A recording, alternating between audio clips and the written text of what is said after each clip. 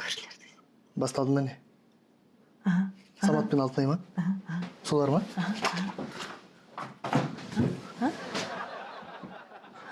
Баршы бірдеңе алып кеш, бақ тыңдайды.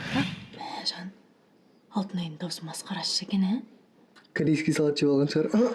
Не үшін айқайласып жатыр екен? Енді Самат ішіп келген шығар. Өткенде Самат ішіп келіп енесінен брат деген ғой бір екен.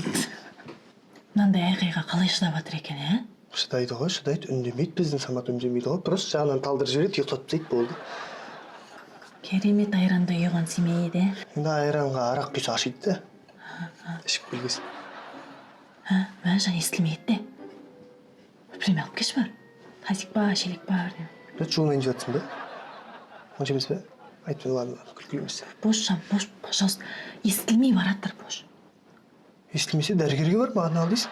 Бар да айт, мен бұрын көршілерді көре алмайтын едім.